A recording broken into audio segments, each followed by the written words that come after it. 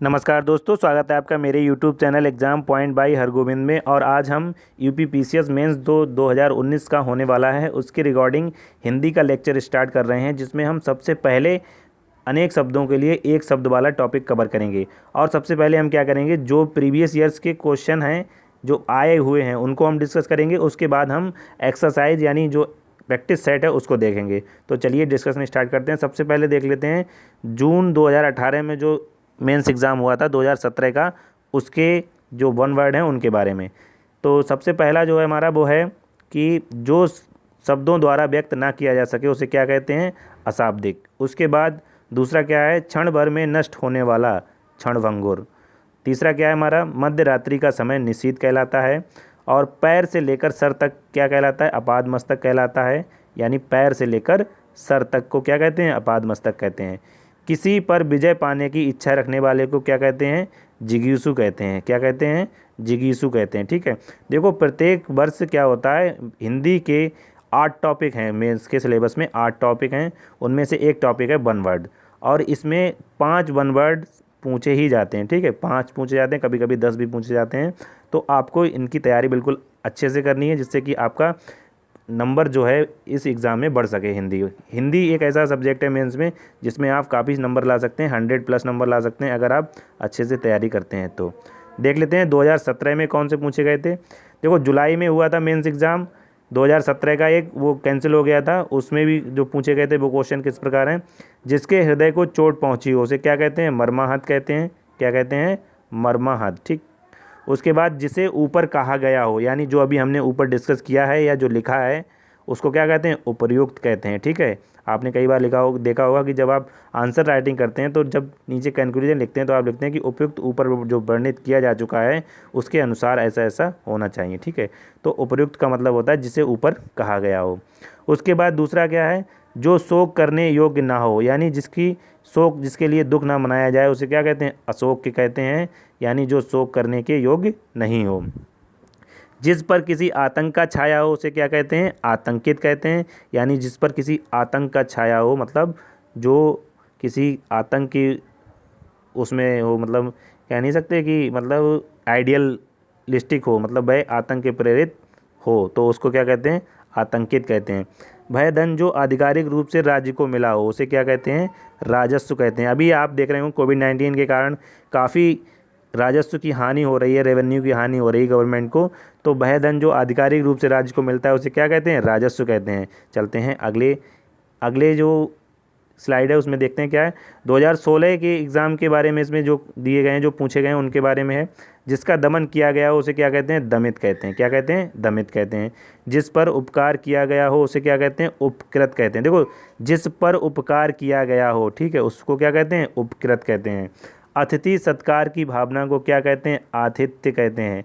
मतलब कोई अगर आपके यहाँ मेहमान आता है और आपके अंदर उसकी सम्मान करने की भावना है तो उसे क्या कहते हैं, आतिथ्य कहते हैं। उसके बाद जिसका उत्तर ना दिया गया हो उसे क्या कहते हैं, अनुत्तरित कहते हैं। अब जैसे एग्ज़ाम में आपके क्वेश्चन पूछे गए और आपने आंसर 10 क्वेश्चन पूछे गए, उनमें से आपने 8 क्वेश्चन के उत्तर दिए और 2 के नहीं दिए, तो क्या होगा, जो 2 क्वेश्चन रह जाएंगे वो कैसे रह जाएंगे, अनुत्तरित रह जाएंगे।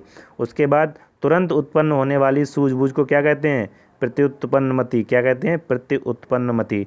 देखो, तुरंत उत्पन्न जो सूझबूझ होती है उसको क्या कहते हैं, प्रत्युत्पन्नमति। इसका मतलब होता है बिल्कुल एटेंडम, यानी एकदम से उत्पन्न होने वाला सूझबूझ या विचार। उसके बाद जिसकी माप तौल हो सके, ये 2015 के एग्ज़ाम में पूछा गया है। जिसकी माप तौल हो सके उसे क्या कहते हैं, परिमेय। आपने पढ़ा होगा परिमेय और अपरिमेय संख्याओं के बारे में। तो जिसकी माप की जा सकती है उसे क्या कहते हैं, परिमेय कहते हैं, और जिसकी माप नहीं की जा सकती उसे क्या कहते हैं, अपरिमेय कहते हैं। उसके बाद उत्तराधिकार में प्राप्त संपत्ति को क्या कहते हैं, रिक्त। अब जैसे मान लीजिए ए व्यक्ति है और उसकी संपत्ति उसके बेटे बी को मिलती है उत्तराधिकार में, तो उसे क्या कहते हैं, रिक्त कहते हैं। उसके बाद जिसमें युद्ध करने की इच्छा हो उसे क्या कहते हैं, यूत्सु। ये काफ़ी इंपॉर्टेंट है, यूत्सु। ठीक है, यूत्सु जो है जिसमें युद्ध करने की इच्छा हो। देखो, इच्छा से संबंधित वाले वन वर्ड जो हैं काफ़ी बार एग्ज़ाम में पूछे गए हैं, आप देखेंगे अभी जो मेंस के क्वेश्चन आए हैं उनमें। उसके बाद जिस पर आक्रमण हुआ हो उसे क्या कहते हैं, आक्रांत कहते हैं। जिस पर आक्रमण हुआ हो और जिसने किया हो उसे क्या कहते हैं, आक्रांता कहते हैं। गुरु के समीप रहने वाला विद्यार्थी क्या कहलाता है? अंतेवासी कहलाता है। क्या कहलाता है? अंतेवासी कहलाता है। अब 2014 में जो पूछे गए उनको देख लेते हैं जल्दी से। देखो पहला है हमारा, जिसकी बाहें लंबी हों। कैसी हों? लंबी हों। उसको क्या कहते हैं? दीर्घ बाहु कहते हैं। जो मुश्किल से प्राप्त हो उसे क्या कहते हैं? दुष्प्राप्य कहते हैं। जो इंद्रियों के ज्ञान के परे हो उसे क्या कहते हैं? अतीन्द्रिय कहते हैं। जो स्मरण करने की योग्य हो उसे क्या कहते हैं? स्मरणीय कहते हैं। और जो पहले कभी नहीं सुना गया हो उसे क्या कहते हैं? अनसुना कहते हैं। ठीक है। उसके बाद 2013 में जो पूछे गए उनको देखते हैं। जो दायर मुकदमे का बचाव करे उसे क्या कहते हैं? प्रतिवादी कहते हैं।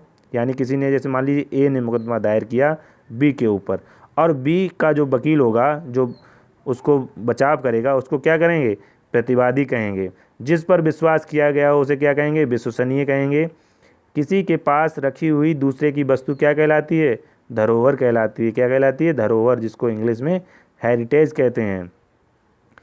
उसके बाद जिस समय बड़ी मुश्किल में भिक्षा मिलती है उसे क्या कहते हैं? दुर्भिक्ष कहते हैं। क्या कहते हैं?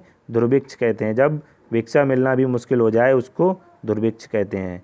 जो छाती के बल गमन करता हो उसको क्या कहते हैं? उरग कहते हैं। क्या कहते हैं? उरग कहते हैं। छाती के बल कौन गमन करता है? सांप गमन करता है।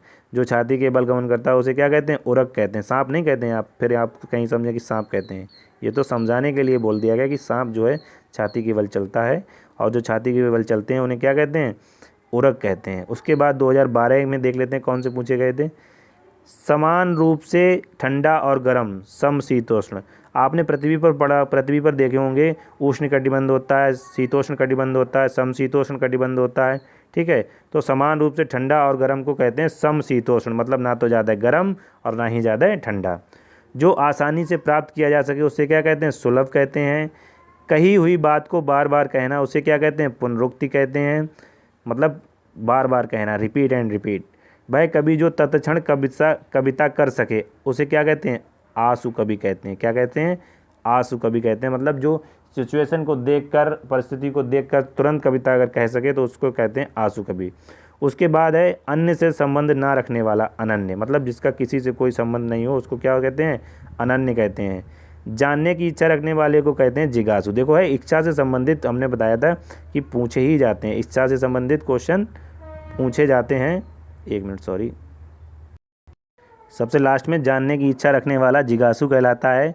तो आज हमने 2012 तक के जो भी एग्ज़ाम में क्वेश्चन पूछे गए थे उनको हमने डिस्कस किया, 1 वर्ड, ठीक है, हिंदी के। उसके बाद अगली वीडियो में हम मिलेंगे 1995 तक के 1 वर्ड को लेकर आएंगे। आई होप आपको ये वीडियो अच्छी लगी होगी। अगर आपको ये वीडियो अच्छी लगी तो लाइक, शेयर और कमेंट करें। हमारे चैनल को सब्सक्राइब करें, जिससे कि आपको हिंदी की कंप्लीट तैयारी मेंस के पर्सपेक्टिव से आपको कराई जा सके। Thank you for watching.